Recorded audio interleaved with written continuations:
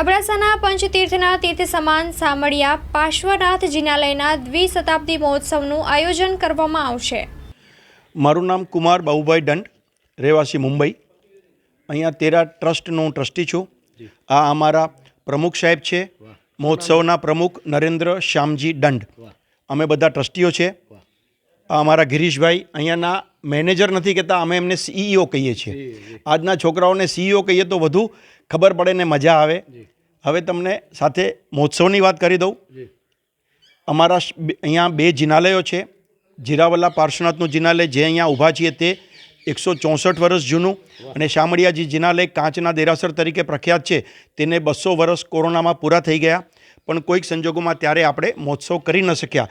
અહીં અચલ ગચ્છાધિપતિશ્રીની આજ્ઞા આશીષ લઈ અને 27 ડિસેમ્બરથી 31 ડિસેમ્બર અમે આ આખો મહોત્સવ રાખ્યો છે। મહોત્સવનું મુખ્ય કારણ એ છે, અમે વડીલો છીએ અને યુવાનો આજે કચ્છથી કે ગામથી કે આપણી સંસ્કૃતિથી, ધરોહરથી, ધાર્મિક વિધિથી થોડા દૂર થઈ ગયા છે। એને કેમ સાંકળવાના, એમને કેમ ભેગા કરવાના, એના માટે અમે ઘણા જ પ્રયાસો કર્યા છે। અને અરિહંતની કૃપા છે કે લગભગ 1500 જણાનું રજિસ્ટ્રેશન થઈ ગયું છે, અને 500 બીજા મહેમાનો, એમ લગભગ દરરોજ 2000 જણાનું અમારે ત્યાં આવાગમન હશે જ। બીજા VIPઓથી માંડી અને હેતુ સંતોષીઓ તો અલગ જ। આમાં અમે ઘણી ચીજો નવી કરી છે।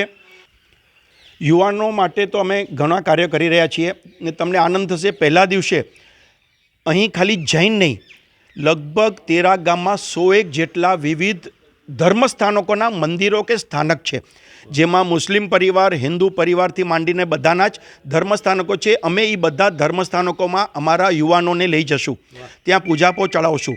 સાથે એક હેરિટેજ વોક રાખ્યો છે। આપ જે હેરિટેજની વાત કરો છો, એમાં અહીંના 3 તળાવો જે જોવાલાયક છે, વર્ષોથી વડીલોએ રાજાશાહી તળાવો, જેમાં એક તળાવ છે તે પીવાના પાણી માટે।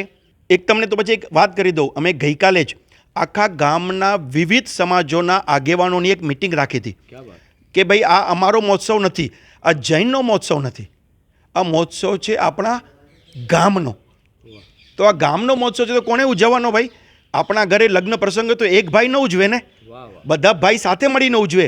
એવી રીતે જ બધાને કીધું, અને તમને નહીં બહુ આશ્ચર્ય થશે, ત્યાં બેઠેલામાંથી બધાએ કીધું અમે તમે કયો એ કામ કરવા તૈયાર છીએ। તે તરફ રવાના થશે।